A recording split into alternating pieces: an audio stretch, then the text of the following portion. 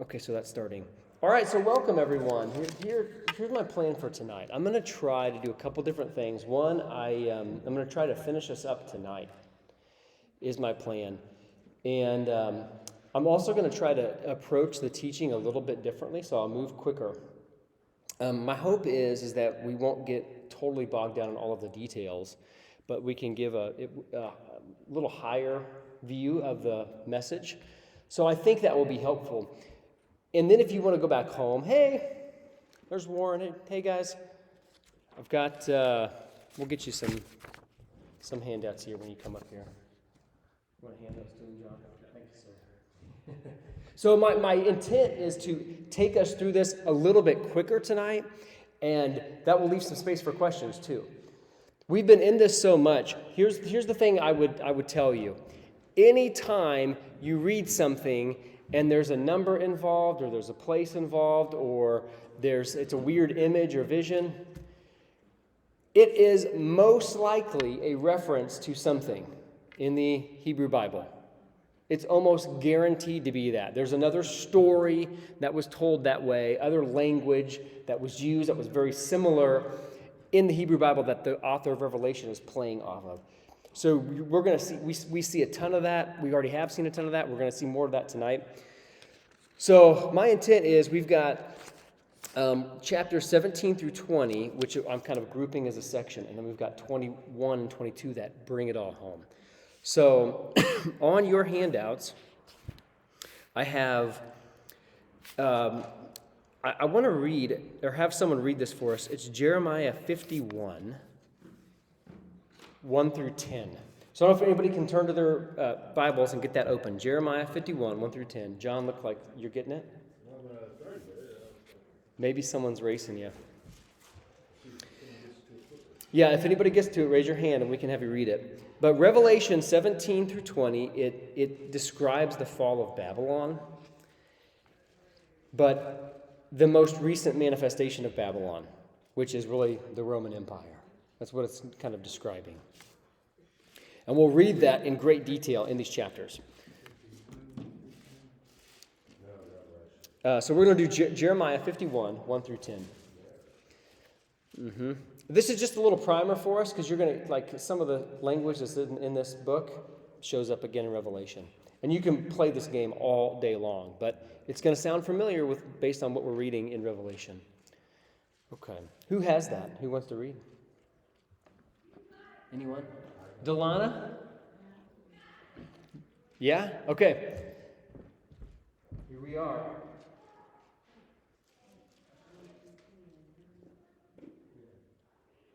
This is what the Lord says. See, I will stir up the spirit of a destroyer against Babylon and the people of Ledmaiah.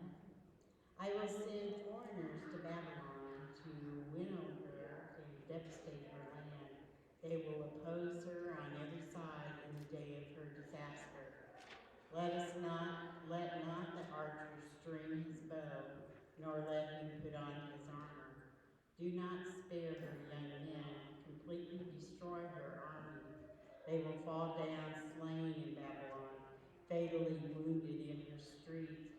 For Israel and Judah have not been forsaken by their God, the Lord Almighty, though their land is full of guilt before the Holy One of Israel. Flee from Babylon, run for your lives. Do not be destroyed because of her sins. It is time for the Lord's vengeance. He will pay her what she deserves. Babylon was a gold cup in the Lord's hand. She made the whole earth drunk. The nations drank her wine. Therefore they have now gone mad. Babylon will suddenly fall and be broken. Wail for her. Get balm for her pain. Perhaps she can be healed. We would have healed Babylon, but she cannot be healed. Let us leave her and each go to his own land, for her judgment reaches to the skies. It rises as high as the clouds. The Lord has vindicated us. Come, let us tell in Zion what the Lord our God has done. Very nice.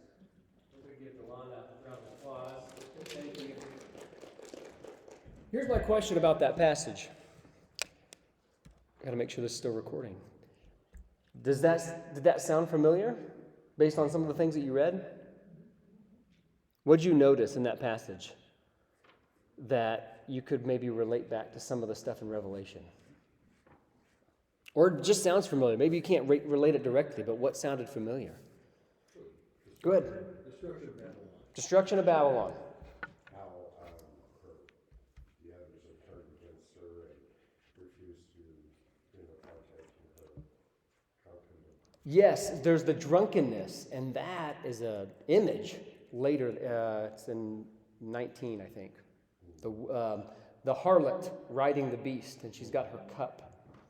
But they have become drunk on, in that scripture we read now, the Jeremiah one, they've become drunk on the things that Babylon offers. And the people have gone mad. That's what it says in Jeremiah. What else? Anyone hear anything else? And it's okay if you didn't. But that little section of scripture, it's about Babylon and the people who were living in Babylon and under their rule, and it's complete and total destruction for Babylon. You notice that. It's like, everyone's going to die. Well, that sounds familiar.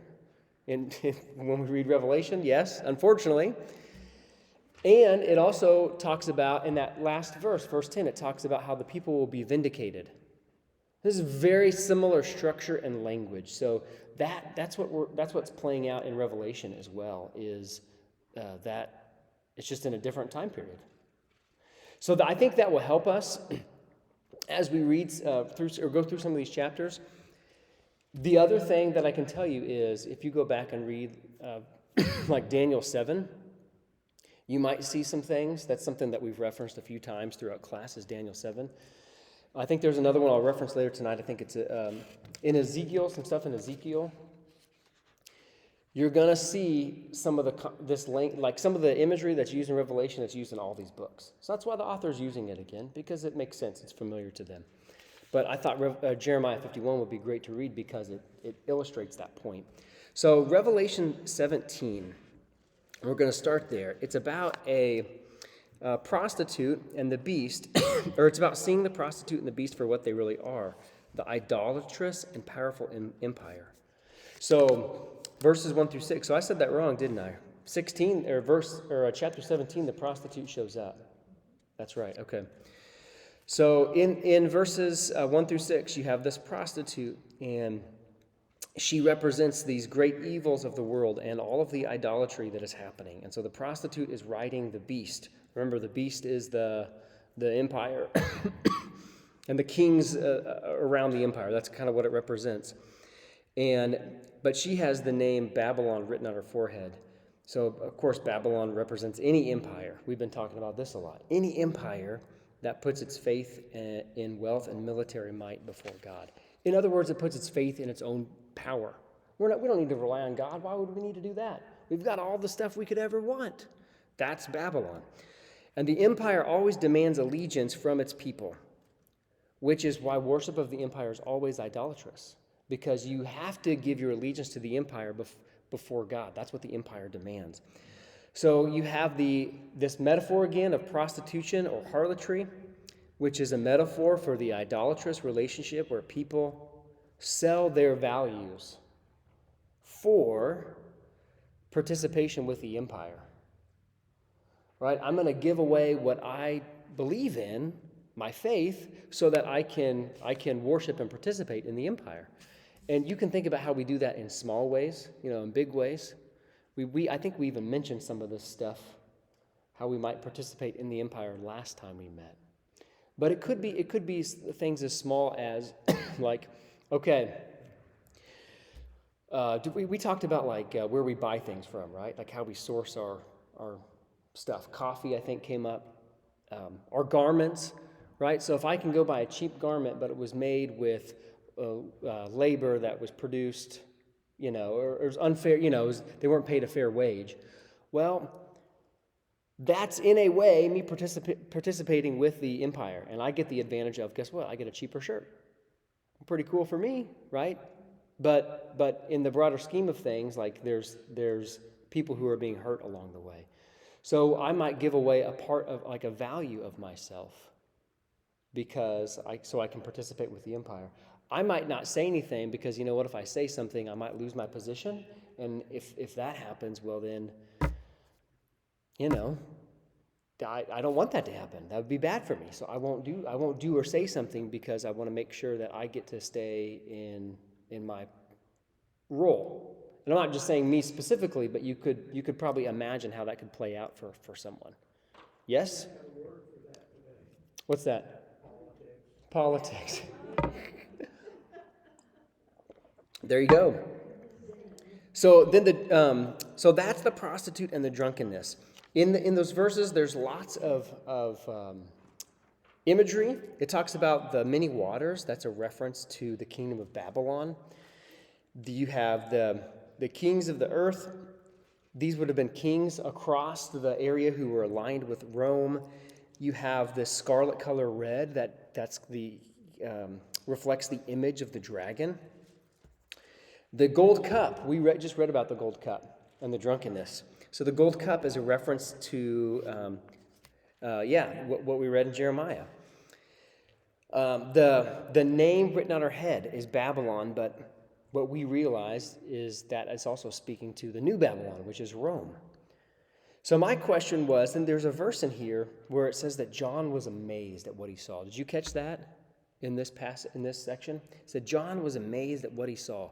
Why? I'm asking you all this. Why do you think he was so amazed about what he saw? When he looked and he saw Babylon, the new Babylon, when he saw Rome.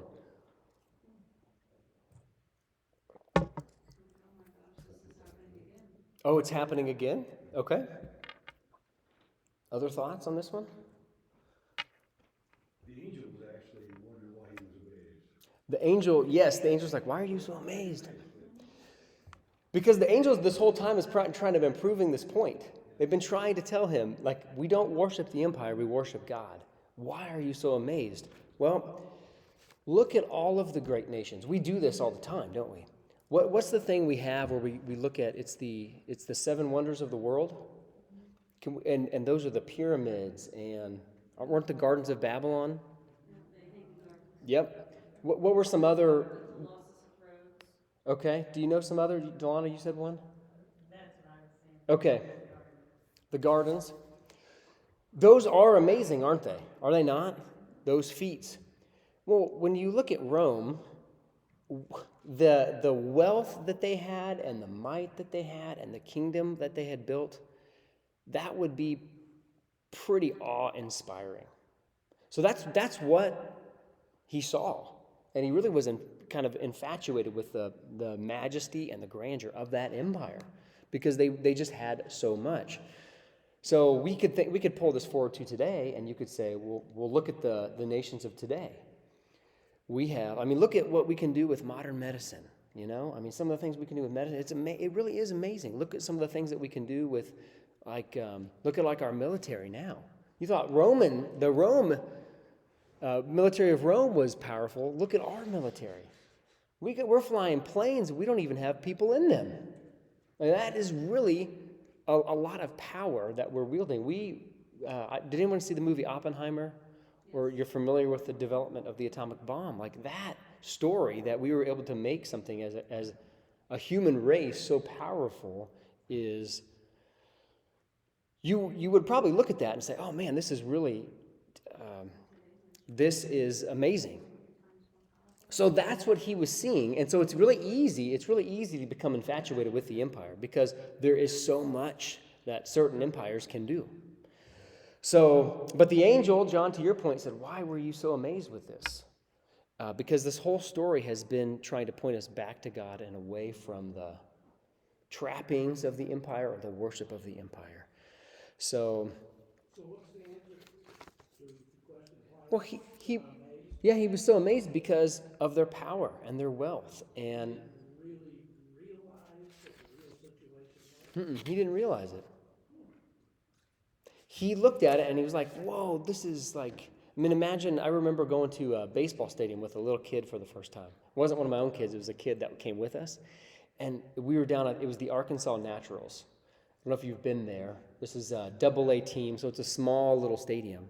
But he'd never been to a game. And he came out of the van that we rode in, and he goes, "Oh my gosh, this is so awesome." Because he had never seen anything like it before. And so that's how I understand what's happening here in this story. It's just so, what Rome had become was so amazing. So that's the answer, Bob. Is that helpful? So as you continue to read, in verse 6, it starts to list out sins. I meant to bring my Bible. I didn't bring it with me, which was a mistake. But there starts to talk about the sin of the empire. It's the idolatry and violence, which that's commonly what the empire does. These are the common crimes of the empire. Jerusalem actually committed these sins at times. God accused Jerusalem, the people of God, of committing these sins. In verses 7 and 8, though, it talks about a reference to the original beast and the impending doom and the need for wisdom. Then it talks about the city of the seven hills. That's just a reference to Rome. And the kings are its emperors. And then you have this in verses 11 through 14. The beast will have kings that will serve it. The beast will have these kings that will serve it, but the Lamb will be victorious. So there's this one king. The king who is one of the seven will be like Nero, or Nero Redux, or Redo, maybe is how I should say that, which plays on the idea of this. There was a head that was dead. Do I have that right? There was a head that was not alive. And so what it's talking about is this legend that Nero was coming back or would be resurrected. Or someone like Nero would come back. And then there's these 10 kings. They're part of the beast. But in verse 14, the Lord of Lords and King of Kings is referenced. That reference, every time we say, you've heard this before, right? Lord of Lords. God, you are the Lord of Lords. You're the King of Kings. What it's saying, it's actually very subversive in nature. Because it's saying that you're over all of the kings of this earth. So if we said that today, we would say, you are the Lord of Lords, you are the King of Kings, you are the presidents of presidents, you are the chancellors of chancellors, you're the supreme leader of the supreme leaders. See how that feels? That's what they're saying here. Your power has greater dominion than any king of this earth. So for a king to hear that, they would be like, oh, what? That wouldn't feel very good, because they're going after their power. So even that title is subversive. And of course, the King of Kings and Lord of Lords is the Lamb. So in verses 15 through 18, it talks about these kings. They partnered with Rome, but they will kind of turn on Rome. Because, if Rome can't serve them anymore, then God, and then, maybe the power can be theirs. So the implication here is that God can use these 10 kings for God's purposes and speaks to kind of the self-destructive nature of empire. Eventually, it all breaks down because it's corrupted, in essence. So it really talks about some of the threats of outside empires and kings that maybe even were friends with Rome turning on Rome. Are you following with me on that part? Okay. So I'm going to keep going here. I'm going to Revelation 18, and it talks, I try to give you a good summary for each section, and that's really where I want to stick to. So the Roman Empire created an extensive political and economic network that produced lives of luxury for some while oppressing many. People who critiqued the empire were destroyed, and Revelation 18 points out the reason for Rome's destruction, or the more specific allegations against Rome. So Rome has become too self-reliant, idolatrous, self-interested, and has slain its opponents. Revelation challenges, and this Revelation 18 in particular, this passage challenges the affluent to be generous by sharing their wealth and to make their money through just means. So you have the first 3 verses of this passage. It's a list of grievances against Rome and those who participated in power and economy with Rome. In verses 4 through 8, it's a call from God to the people to flee from the empire and remain faithful to God. But notice in here, an important note for me is God never withdraws grace. So how many times have we led up to this point, or read up to this point about God's destructive nature and the judgments and everything? Well, here's yet another call: be faithful. There's yet another opportunity people can turn back to God. So as the readers, even though the book of Revelation is very violent and appears to be show a very vindictive side of God, what you keep getting is our opportunities to turn back to God. These pop up all throughout the book, so we need to pay attention to that. Verses 9 through 19. You have the kings who are lamenting the destruction of Rome, but they do so from a safe distance. They're not going to get involved and help, but they're saddened because they can no longer get the riches that Rome has or Rome helped them with. And then there's a whole section about merchants. The merchants, these are the people who are, they were running the economy, taking or shipping supplies, buying, selling, and they have lost a lot of wealth. So one of the interesting cargoes that they have, or items that they said that they would sell, was human livestock. Did you catch that? Yeah. So they were buying and selling all kinds of stuff, including people, into slavery. So the merchants were doing whatever they needed to do, again, acting in their own self-interest to make as much money as they can. That was their driver. And they're saddened here because when Rome is destroyed, that's a huge trade partner that's destroyed. So you can follow that, right, in our world today. Then you have verse 20, and there's a shift. There's a rejoicing over Rome's condemnation and destruction. And then you have this, in the verses that follow, Babylon's thrown into the ocean by a millstone. So just really very quickly, what's happening here is you have these kings and merchants. They're all saddened because Rome's being destroyed, but the people of God and God's kingdom is rejoicing. The key metaphors here I want you to notice, we've already talked about in these last two chapters. Prostitution and harlotry is associated with idolatry. That's a key thing we've been talking about this whole time. Drunkenness is associated with this luxurious living, especially at the expense of others. When others aren't taken into account. Think of it like this. If you have enough money to feed yourself and then feed yourself the next day while someone else is going hungry, how could we as a world decide that we're okay with that?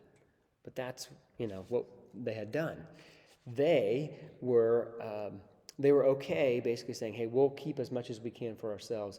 Everyone else be damned, And I'm not saying that we're just, world hunger exists, right? And we're trying to do the best we can to figure that out. But when you have a small sum of people hoarding exorbitant amounts of wealth, that can be really problematic, can't it?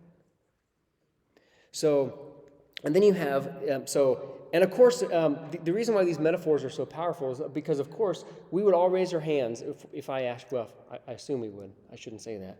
If I would say, is harlotry or prostitution, is that a bad thing? Everyone would say yes. Is drunkenness a bad thing? So we're taking those metaphors but importing them on larger societal issues. So idolatry is prostitution. Luxurious living at the expense of others is drunkenness. It's madness. And then the last one is sorcery.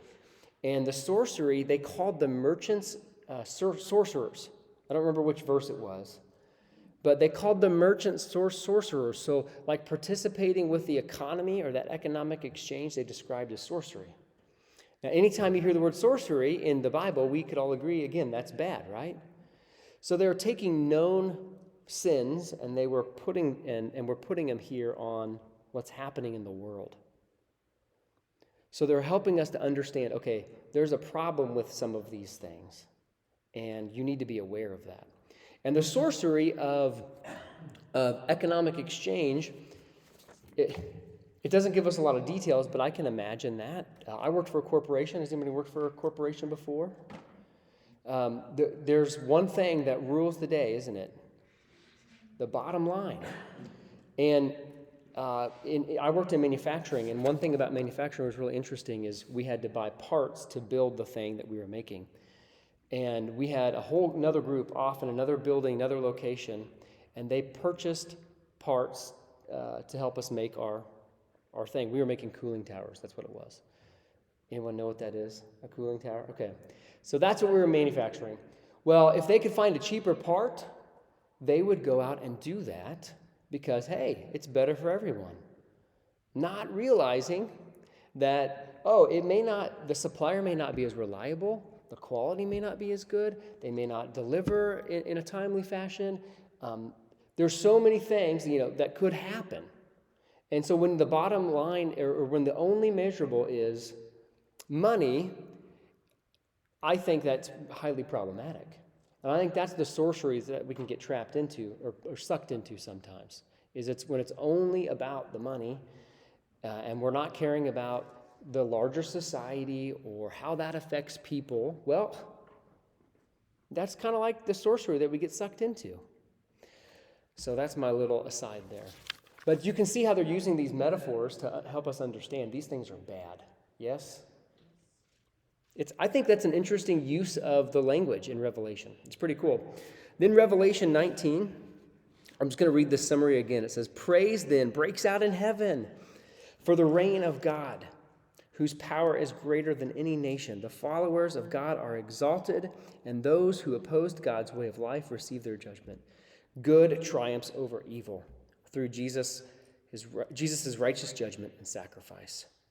So the first 8 verses there, it's just a song of praise to God for God's justice and that they have been vindicated.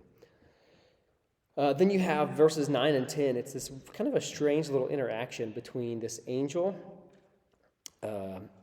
with the angel about a wedding between God and God's people and what it means to be a messenger of God. Now, if you continue on there, in verses 11 through 16, you have a heavenly figure on a white horse that enters the picture. And he is called the Word of God, or the Logos of God. Anytime you hear Word of God, that should help us think about Jesus, who is the living Word. And that takes us right back to John 1, which is, in the beginning was the Word, and the Word was God, and the Word was with God. And that's a reference to Jesus being born into the world. So here, the Word of God, it's a reference to Jesus. And I love this point, what happens next. It's so cool. The rider has a robe covered in blood, but the blood on the robe comes from himself. It's his own blood. It is not his victim's blood, which is a key point here, because when we talk about the Lamb of God, who is Jesus, Jesus is not coming to kill. So when you think about his robe being dipped in blood, it's not from his enemies, it's from himself, which is such a wild image to me.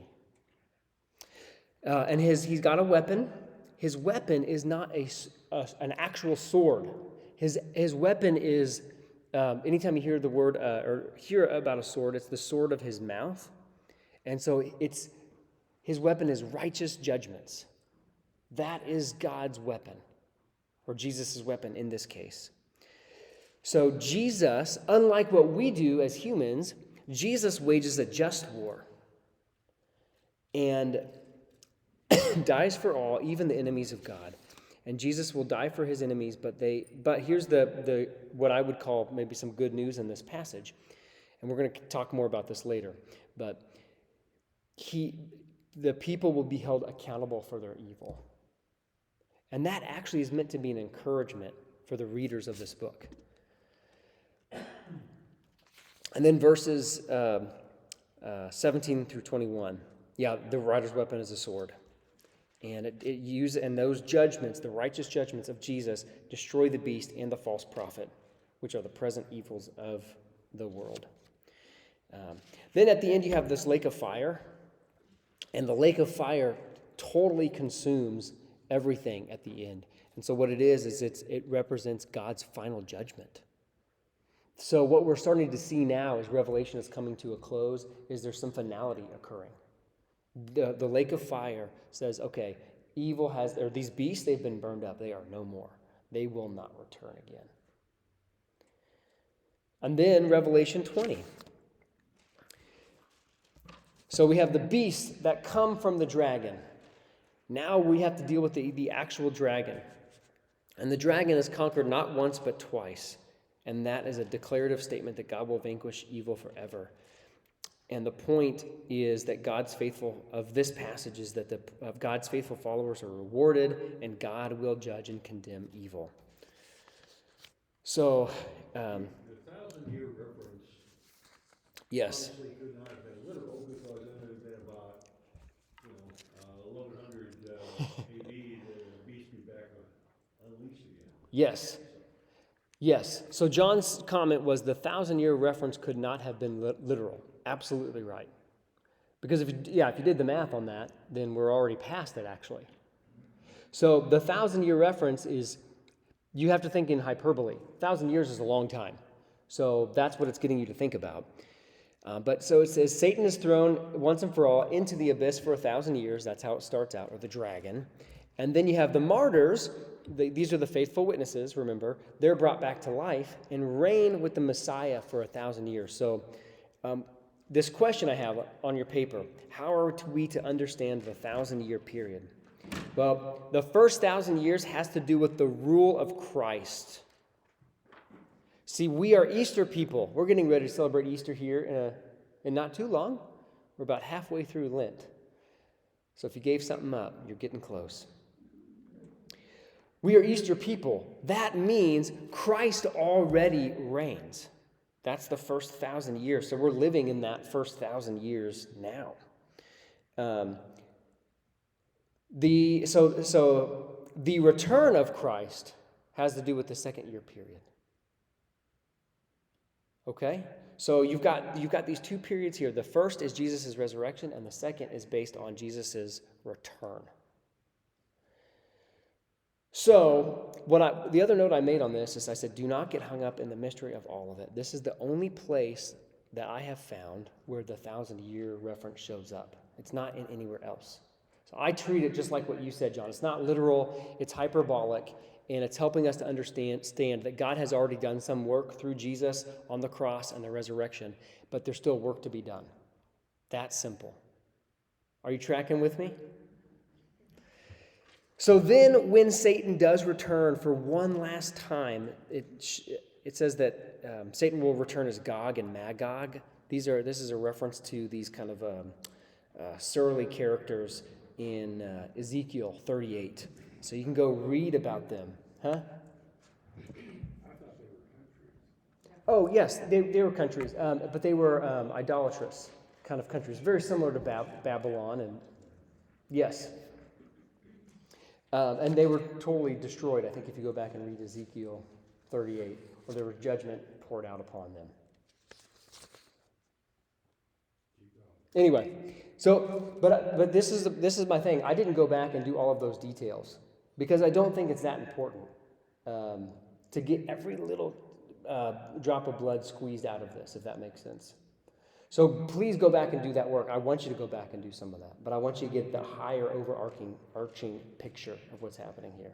Does that make sense? Well, it makes perfect sense. But anyway.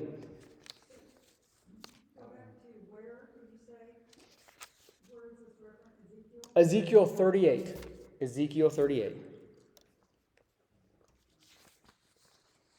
I'm just thinking about The next part. the next heated discussion I had with some of my real liberal friends. Because it's here where it should be moving into the tribulation. Ah. They use Gog and Magog for that? Oh, yeah. Okay. See, Interesting. The storyline at this point, is, well, depending if you're pre-trib or post-trib, some people believe the church is raptured away before the tribulation, others believe it's after. Yeah. But anyway, go ahead. Well, that's interesting. If you go back and read, like, here's Ezekiel 38. The word of the Lord came to me, Son of man, set your face against Gog of the land of Magog, the chief prince of Meshech and Tubal, and prophesy against him and say, this is what the sovereign Lord says, I'm against you, Gog. So Gog was the chief prince. Magog was the land in which the prince ruled. And it says, I will turn you around, put hooks in your jaws, and bring you out with your whole army, your horses, your horsemen, fully armed, and a great horde with large and small shields, and all of them brandishing their swords. Persia, Cush, and Put will be with them, all with shields and helmets. Also Gomer with all its troops, and Beth Togarmah from the far north with all its troops, the many nations with you. Get ready, be prepared, you and all the hordes gathered about you, and take command of them. So there's a whole story here. How that relates to the tribulation and the timing of it, that's interesting to me. But I don't know that I don't have enough expertise to talk through that tonight. Because I honestly haven't studied that. Do you have something, Warren? Go ahead. Share it. Yeah, share it. Here's where I've gotten confused over this time. Because I've heard stories that when we die, we're dead until he comes back. Mm. Comes back, and I hear that we die, we go up there, and we come back with him and everything. If we're talking about this being 1,000 years, and you go to 25, it says this is the first resurrection. The rest of the dead did not come back to life until 1,000 years have ended. So if you read it the way it sounds here, then when we die, are we in the ground until this period is over? It is really confusing. And I think people have taken that, if you take it very literally, then you would take it as you just described. I do not see it that way. The way I think about it is when we pass, I would go to excuse me, I would go back to like some of Paul's writings, right? Like where we take off the perishable and put on the imperishable. So something happens there. It's the resurrection that we get to partake in and participate in. So when we're talking about the afterlife, I wouldn't build it on only what Revelation says alone. I would go back into other scriptures and start building a case, if that makes sense, rather than just look at that one particular passage. But Today you're going to be with me in paradise. sure, sure, and we just preached on that a little bit a couple weeks ago. Today you'll be with me in paradise. So it is a very interesting thing to start thinking about, which is part of the reason why my note was like I don't want to get too bogged down into the details of it and how it actually works, because I don't know. And I don't know that anyone else can really claim to know. Some people will really claim to be an expert in exactly how this thing's going to work. All I do know is that we are going to participate in the resurrection. And whether that's the first resurrection, or if we die now and that's the first resurrection and there's a second resurrection, okay, I'm good with that. God's got something happening there. And so I just know that I want to be a part of that. And that's kind of how I approach it. And I'm not too concerned with what happens after that, because I can't control that anyway.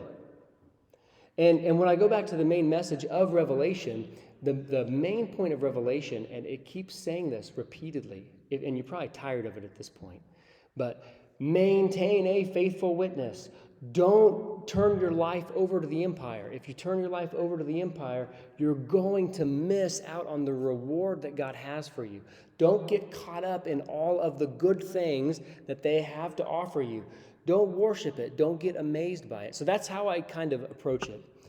And I know that may not satisfy your question exactly, but I'm more unconcerned with the details and how it might happen, and more concerned with, like, we do get to participate in the resurrection itself. Does that help at all?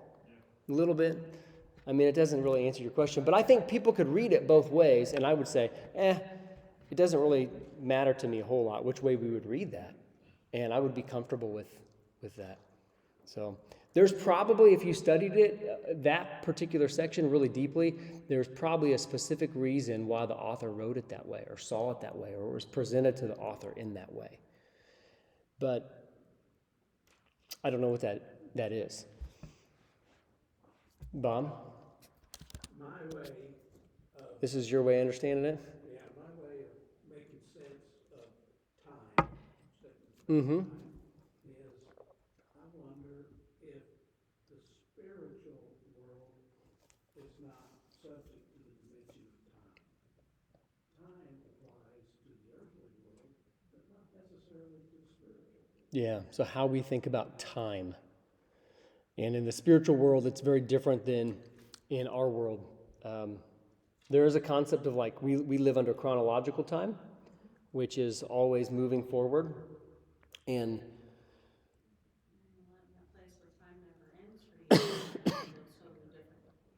yeah, and then there's this thing called Kairos time, which is God's time, and that's a totally different deal. And if you think about God existing in all places, like, God is omnipresent. Well, that means God exists in all times, past, present, and future. So what's it mean? What's it look like for God to exist with us here and now, but also exist in the past and the future at the same time? That's kind of mind-bending. So I do think, there's something. Anytime you hear time, I think like it's more symbolic than it is literal, a literal time. So we'll have to ask about this. I'll have to ask about this Gog and Magog thing. That's and how it relates to the tribulation. Has anyone else heard about that? Okay, we'll keep moving. We'll come back to some stuff. I want to leave some time to talk a little more. So a question here is, what about the short period where Satan returns? Well, this is, again, yet another opportunity for people to turn back to God. So they get one opportunity after another. This is me and you. As the hearers of this book, as we've been reading it, we get countless opportunities to turn back to God. Here's yet one more. And so what happens, though, is the people who do not want to turn back to God in this section, they actually, basically they have decided, hey, we're going to participate with the dragon in this moment, and we're going to be a part of the rebellion.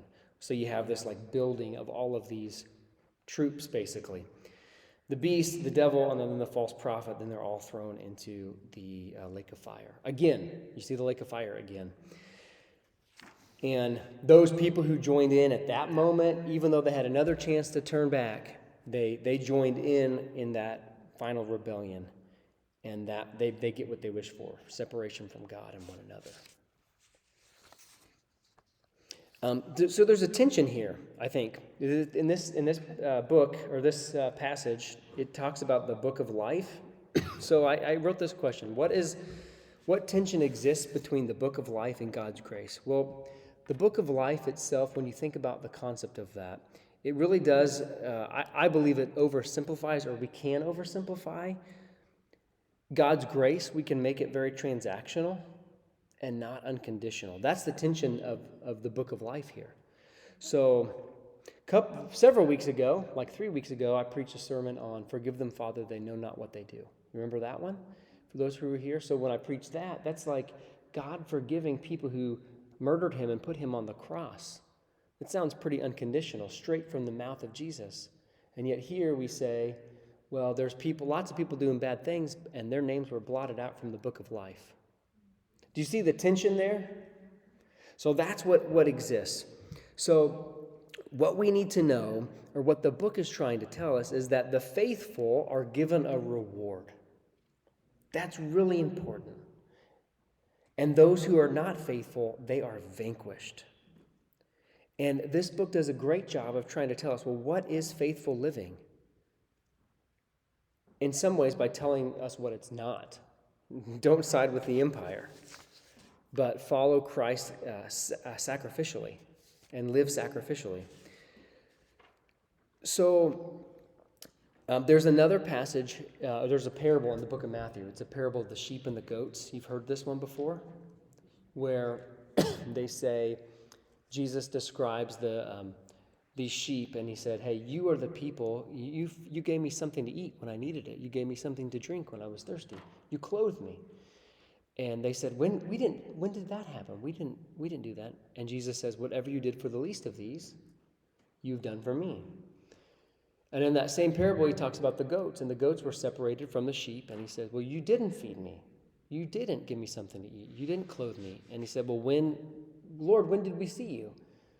And Jesus said, well, whatever you did not do for the least of these, you didn't do for me.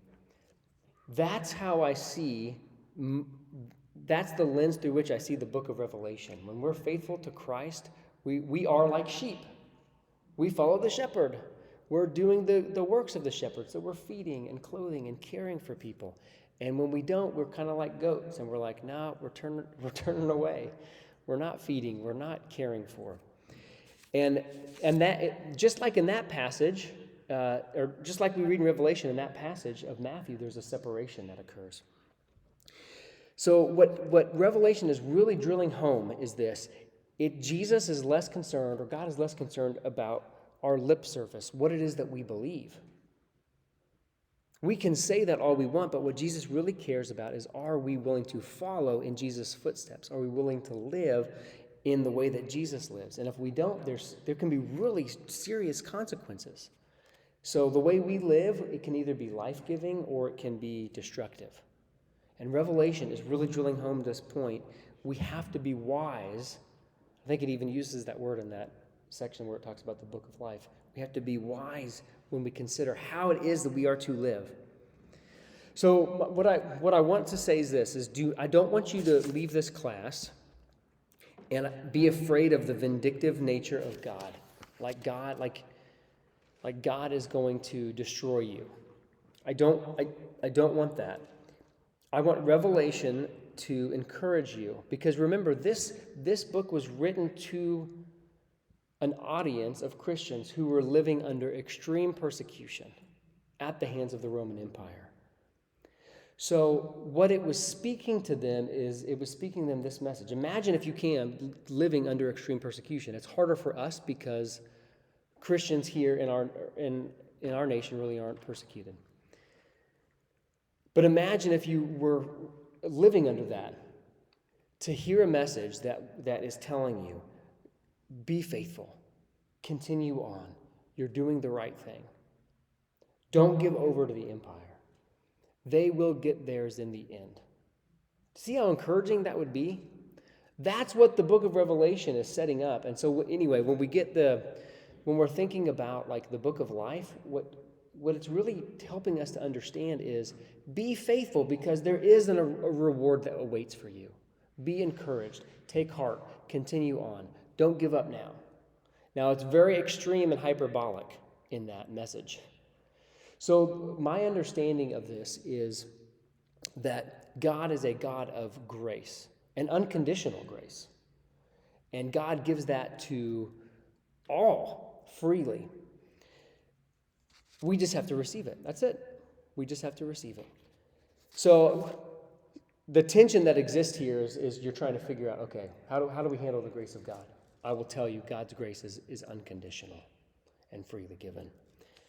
But this book, Revelation, and especially when it talks about the book of life and blotting your name out from the book of life, it can get very scary. Just know you are forgiven for your sins. You don't have anything to worry about, okay? But you continue on the path. Continue living the way according to Christ. That's what it's driving home. Okay, questions on that? That was my little exhortation for the evening. I think every teenager should have to read and understand the book of Revelation. Okay. So that they might think before they go out here and drink or do drugs. Sure. And so the comment was, every teenager should have to read this so that they might think before they do something dumb. I wish that would have helped me. But your point is valid in that when we sin, it's very destructive. Look at the look at the world that had been created. People were hurting, and that's what sin does. It destroys. So when we live opposite of that, according to the way of Christ, it's life-giving. That's what this book is driving home. Yeah. There's another book that you need to read along with this, Oh, okay. called Sinners in the Hands of a Loving God. Someone was Delon. You were in there, yeah? Yeah. Sinners in the Hands of a Loving God. It's really good. That'll be the next. Yeah, you guys were in there too. That'll be the next course, okay? Okay, I'm going to keep going because I want to get through some of these chapters. How are we doing? Is this feeling okay? So 21 and 22, they're actually pretty brief chapters, but they're so beautiful.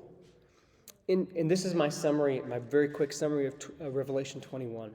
Heaven comes to earth, and there will be no more death or pain. The sin of the world will be removed, and God's goodness will reign. That rhymed, too. I didn't realize I did that. The chapter provides a vivid description of what New Jerusalem will look and feel like. You get a vision of heaven, of the afterlife. It's a massive structure ornate with jewels and made of gold and glass. The city is filled with God's presence so that all creation lives in harmony with God. That's what this passage is about. How come there will be no seas? Say that again. How come there will be no seas? Oh, what verse is that? Well, it says, and I saw a new heaven and a new earth, for the first heaven and the first earth passed away, and there is no longer any sea. Oh, no longer any seas. Okay. Yeah, it says that the sea is the source of the beast. Yes. The sea is associated with, that was exactly where I was going to go. The sea is associated with chaos, and the beast and evil things come out of the sea. That's what I was, You got it. So there's no sea. I actually missed that or I didn't note it as an important point to talk about. There's so much to consider. I got to decide something. So you have the new heaven and new earth. If you want to read about this promise of new heaven and new earth, you can go to Isaiah 65. And I have verse 17 through 19. New heaven and new Jerusalem. There's a promise in the book of Isaiah from that prophet, and this is being fulfilled in the book of Revelation. Yeah, Isaiah 65, 17 through 19. Again, if you read anything, it's probably a reference to something else that's in Scripture. It's amazing.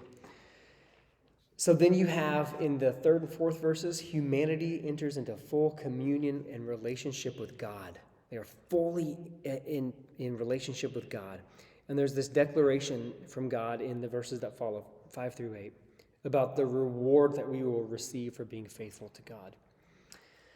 And in verses 9 through 14, and the reward is right. It's like no death, no pain, no more tears. These are the promises, the reward that we get. And then you have verses 9 through 14. It's a vision of what the New Jerusalem looks like. So it's this magnificent city, and it's built on the tribes of Israel and the apostles. So my question is, why is it significant that New Jerusalem is built on the 12 tribes? The 12 tribes made up I believe it was the walls in that particular, the gates. The 12 tribes was the gates, and the 12 apostles was the walls. So the 12 gates and the 12 walls. Oh, foundation stones. Okay, yeah, that's even better. So, because, here's why. Because this is the story of God. And this is the end of God's story, book of Revelation. And it's including everything that's happened in the Hebrew Bible. That was the 12 tribes. We've also got the 12 apostles. So you've got the Old Testament and the New Testament. We don't just throw out the Old Testament. It's included. It's important as well. All of the work that God has been doing up to this point leads us to a moment here.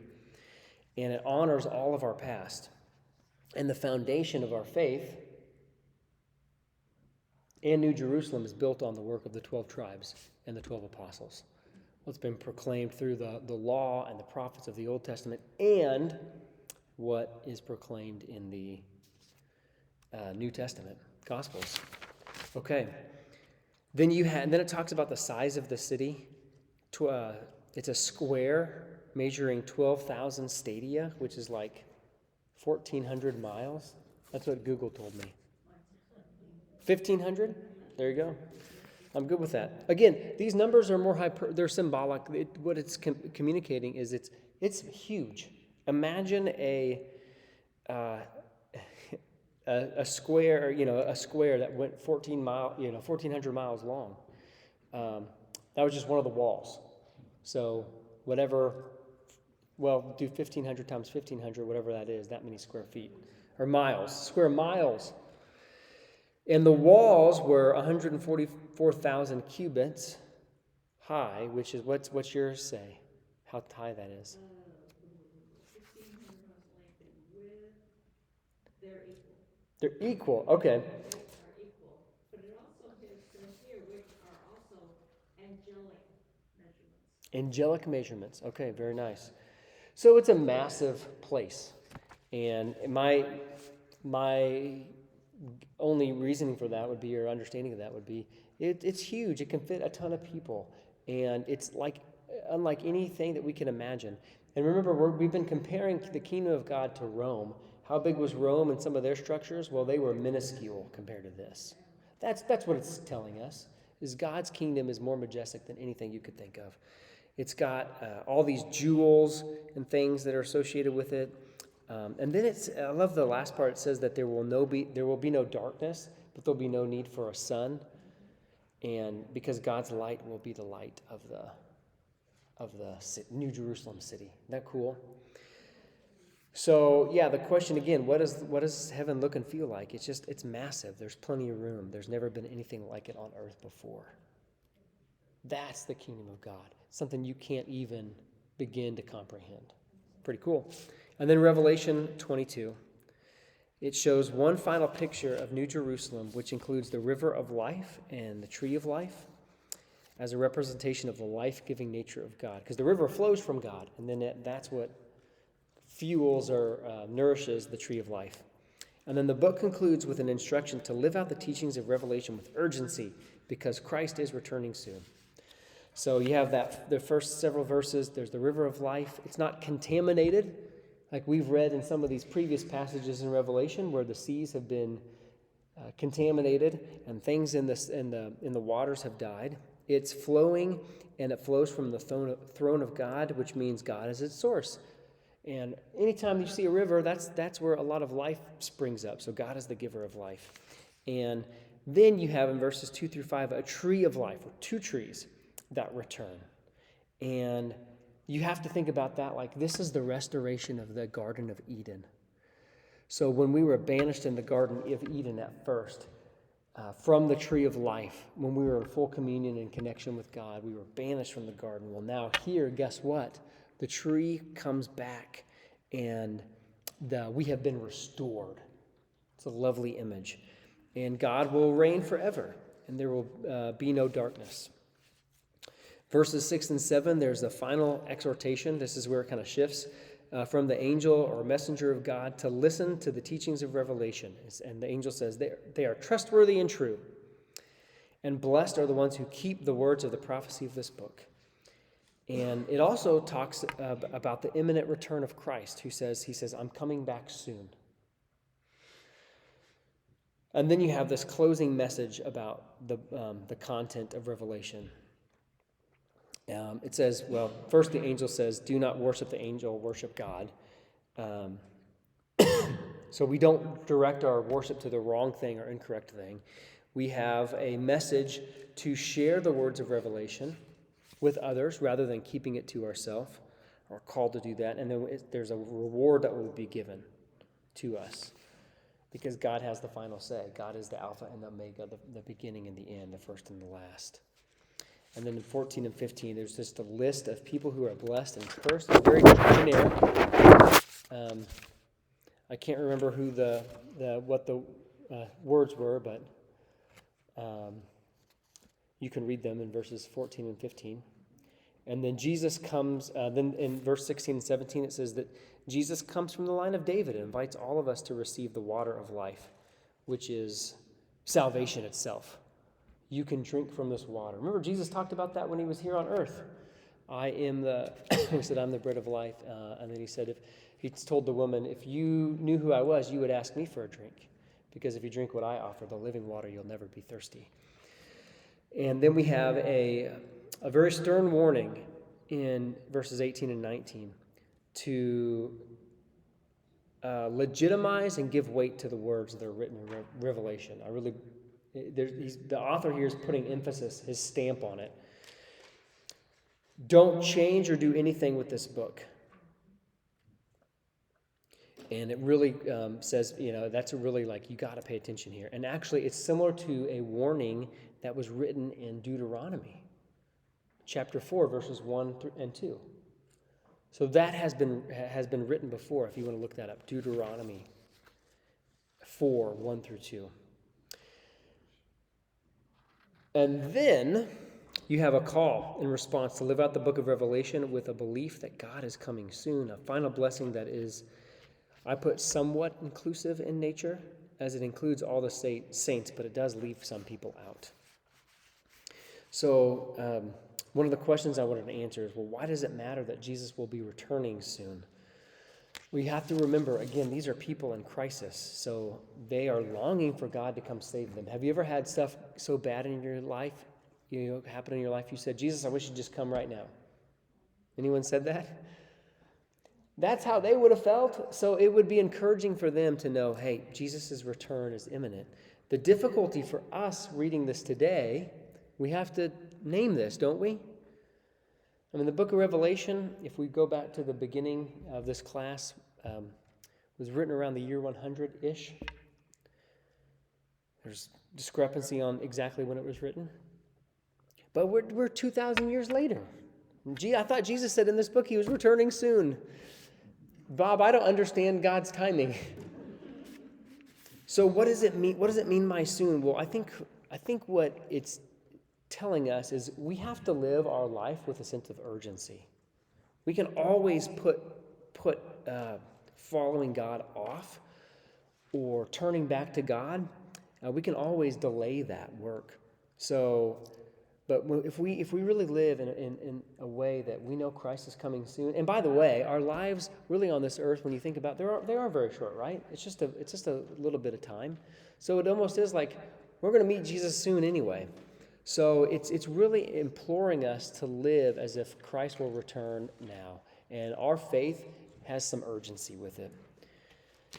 Especially when things get difficult, don't give up. And then it says. Then the last question, who do you think would benefit from reading the book of Revelation the most? This was my question for you. You said teenagers. Everyone, okay. It says in the beginning of the first few verses that whoever reads it will be blessed. There you go. Everyone could be blessed. Yeah. But maybe, there you go. People who are experiencing hardships. Yeah, people who are really struggling. I wrote in my notes, people at war. Can you imagine going and saying, I know it's horrible now, but God's going to come soon, and God is with you, and God will reward you. Imagine speaking those words to someone who was at war or enslaved, or someone who was being abused and couldn't get out of it. Now, we do the work to try to help people in those situations. We don't just stop. We try to help people. But it can give us a little bit of courage to continue on when we need to. So my closing remarks, here is my 3 points. If I was to kind of really tightly summarize the book of Revelation, and these are my things. They're not anyone else's, but you can take them and use them how you wish. But the first thing is it's about the sovereignty of God, or the reign of God, however you want to put that.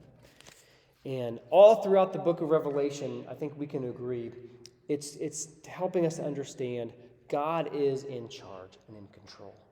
God has more power than any kingdom may have, no matter how powerful they may appear.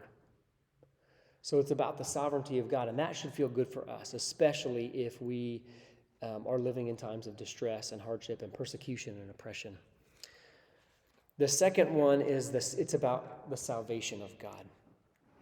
So every person in this book is encouraged to remain faithful. And what do they get for remaining faithful? Yeah, they're invited into the kingdom. And so it reinforces that time and time again. And by the way, it also provides many opportunities for people to turn back to God. Through the plagues, through all the destruction, people can continue to turn back to God. And so it's about the life-giving nature or the salvation of God. That's what this book helps us understand. And then for us, most importantly, it's about having a faithful witness. A faithful witness. So we don't know what we might face in this world. Much of what we face is not by our own choosing. We don't get to choose where we live. We don't get to choose. I mean, I guess we do get to kind of, we get to cast votes and things, but, it's one vote. So we don't get to choose what our rulers do. We don't get to choose what the nations around us do. We don't get to pick that. But we're here. We're just all caught up in this thing. Say that again? You don't get to choose what your body does. Sure. Yeah, exactly. I mean, there are things that happen to us. Do you think I thought I was gonna go to bed one day and wake up Right. and never get better? Right. I'm 44. Right. And so sometimes we get dealt a difficult hand. When I was supposed to. Yeah. At 44, I've lived 10 years longer than I was predicted to live. Yeah. You don't control what your body does. Yeah. And it is always temporary. Totally. And there's so many examples, I think, even like that on a personal scale that we could come up with. You don't get to choose who your family is, right? You don't get to choose whether your parents are good to you or not. I mean, there's so many things. But what this book is telling us is is encouraging us to really maintain that faithful witness. Follow after God anyway. I know it's bad. I know it's hard. But soon, Jesus will be there with you. Jesus already is there with you, but soon you'll be resting. There'll be no more pain. There'll be no more tears. You'll just be in the harmony of, no more darkness, in the harmony of God. That's the ending of the book. It's a really beautiful ending, by the way. So, okay. We add to this, sir, Please. what the Revelation is not about how God is going to punish the world. The book of Revelation is not about how God is going to punish the world. Ooh, that's an interesting one. We could talk about that. I think that's right. Yeah, you think that's right. Yeah, because it's, forgive me, I'm tired,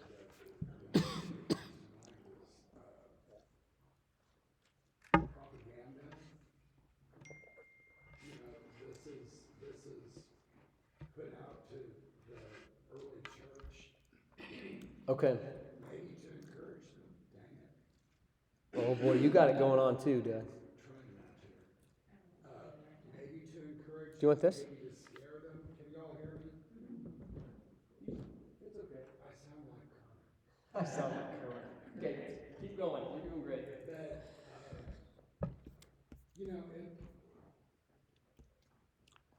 this happens to every single civilization. Mm-hmm. Every civilization. Now, this cat John, I mean, he may have known a little bit more than, some of the other folks, but I'm still not convinced it was my John. But it was almost like, yes, maybe encouraging, because when you get through all this other BS, this is what's waiting on you. Hmm. But, be of good cheer, because this is what you gotta walk through till you get there. Mm-hmm. And, I know even in my lifetime, probably 3 decades of my lifetime, been nothing but chaos in the world. And, oh, God, when I was hanging out with Pentecostals, I mean, the rapture was coming any day. Yeah, sure. And,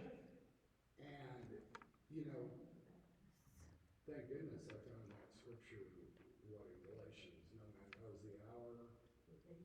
Yeah, no one knows the day or the hour. Right. I thought it was in the gospel. Isn't that in the gospel? Was it? In Matthew. Anyway. Yeah, Matthew, you're right. Okay. That's okay. Yeah. But it troubles me. I don't know how this ended up in here. Surely when old good King James read it, it had to bother him a little bit. But Mm-hmm. it went in right behind all of that good news. Yeah. Yeah, you're saying you don't even know how Revelation necessarily ended up in Scripture. And John, you were asking me about this. How did it end up in the Bible? And, that's a whole nother story.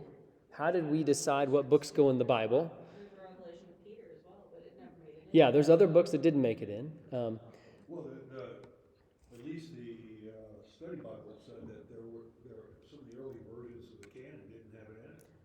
There you go. And it kind of was added later, and some Christianity sects don't really pay much attention to Revelations, and others, that's 90% of their preaching is on the fire and lake of fire. Yeah, isn't that interesting? And Several people who are scared. And that is even more, such a fascinating conversation. You all are familiar with how the Bible was put together? Well, somewhat. I mean, just in a very quick nutshell, I mean, it's a collection of books and letters that the early church they just got together. They had a Council of Nicaea, 380 something, I think. Does anyone know the date? 325? Okay, yeah, that's fine. There's multiple councils that led up to this, but they got together and they all decided, hey, we think this book should be in and this book, and I'm giving you a very fast overview of this. These books should be in and these ones should not. But what did King James actually said this is the way the Bible's going to be up until Martin Luther? Ooh, King James. I'm not sure exactly what he said, but that. Well, King James Bible is actually a reiteration of an earlier version. Right, yeah. And he just commissioned it to be updated. Yeah, there was an earlier English version than the King James. A lot of the old English in the King James Bible preceded the King James Bible. I thought King James do that because I may be way off base. I might even be making it up. There was a lot of war or conflict or turmoil going on between these different religions. And King James came along and said, I don't care what you do, but you get one book that everyone's happy with. Isn't that how it? I'm not sure. I'm not sure on that, Dwight, but that's, yeah. It does something that's statistically or whatever is possible, it has like 166,000 cross references in it, which they say is. Oh, cross references? Isn't that funny? They say is Yeah. statistically pretty much almost impossible to do. That no writer could or has ever done anything like that. I mean, people knew it, I mean, they knew it so much to where they lived it, and it probably just came out, it just comes out of you. Well, I believe all of it. I believe all of it was inspired, but the more I read about the formation of the Bible, it bothers me that, number one, I don't think we have all of it. Yeah, maybe we left something out that should have been in. A lot. Oh, there's more that have been left out. Sure. Than are in, 'cause I have a copy of all of them, and it's, Mm-hmm. my Old Testament one is like that thick, my New Testament one is about the same. Mm-hmm. Of the books that were deliberately excluded from the Bible, there's a lot of writing. And see, that, to me, that's crazy, but we don't have the whole picture, and that's just what we found. That's what we found. But in Some of them, it's pretty easy to see why they're not there. Some of them make sense. 30,000 feet and look down on this, it doesn't matter. Right, That's all. I mean, there probably is not any keys or dots or phrases that's going to change my concept of why I'm here and what God wants of me. I mean, so when the book of Thomas got excluded, the Yeah. Gnostics were right, I don't care. But the point being, I think that you were trying to make originally, Doug, the point that you were making was there is some debate about the book of Revelation. Should it have been in the canon or should it have not? And so, because it's a wildly different book than the whole New Testament, that's for sure. So there is some debate around it, but at the same time, I do think it can be really helpful if you can take the time to go through it, try to understand the message that it's bringing. And when you really realize that, hey, this was written to a group of people at this time and place. Oh, and by the way, this can happen again. That's why Revelation always seems so relevant, I think, because you can look in it and you can see, oh, well, who's the Gog and Magog of our day? You know, who is the beast of our day? And you see it playing out again. And it can encourage us to kind of stay the course. And it can be really hopeful, actually, in that way. So, Anytime mankind is involved in something, there's gonna be some kind of evil intent in it, because mankind is enthralled in it. yeah, we can easily, There's gonna be a propaganda side to it, always. Human flaws. Exactly, we all are, exactly, Yeah, human, I mean, right, Or agendas. right, all people, right. yeah, that's right. Anytime the people are enmeshed in something, there's gonna be a component of something bad. Of sinfulness. Yeah. I do think that the joy or that in the enemies being destroyed, there is something important to that though. And that would be joyous for people to hear that, because they're saying, here I am, I'm remaining true to myself and my beliefs and true to God. And to know that evil is taken care of and God's going to do that work, that gives me a great joy. That's what makes me fight. with So kids, there knowing is, that. yeah, there is something I think to that in the book of Revelation, but it can get really heavy, you know. So thoughts. I'm getting ready to teach this again, and it's going to be online. So I would be interested. You do not have to share. You're welcome to share this here. I have totally thick skin. I don't care. You can tell me any bit. You can shout it out in front of people. I will not take offense to any bit of it. If there are, or you can email me too. If there are things that you think that would be beneficial for the next class to know, I already tried to I hope tonight it felt a little different in the way I taught it. And I'm hoping to give more an overarching theme to the book of Revelation than getting it down into every little detail. There's pros and cons to that. But I just wanted to throw that out to you and just hear from you all kind of what you thought. Was it, more helpful than not? Are you glad you took the class? Are you like, I wish any sort of feedback you can give me would be helpful. So, The film at the beginning was very good, I thought. okay. And I think, some of the study Bibles give you a 2-3 page introduction, kind of puts it in context, and I think that was really helpful to me.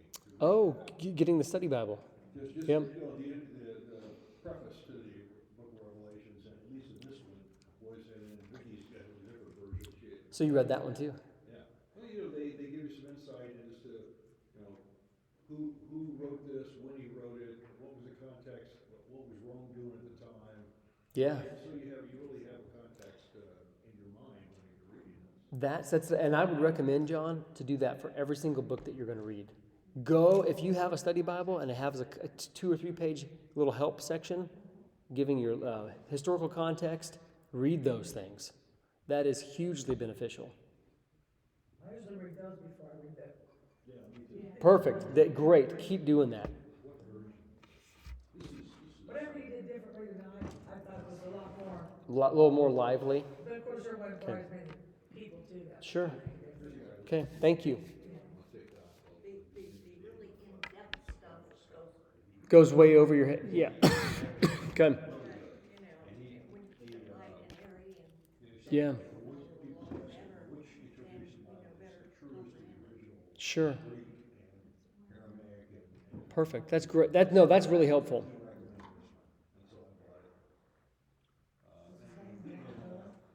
Anyone else? Other thoughts on this? Yeah. Is it helpful? Okay.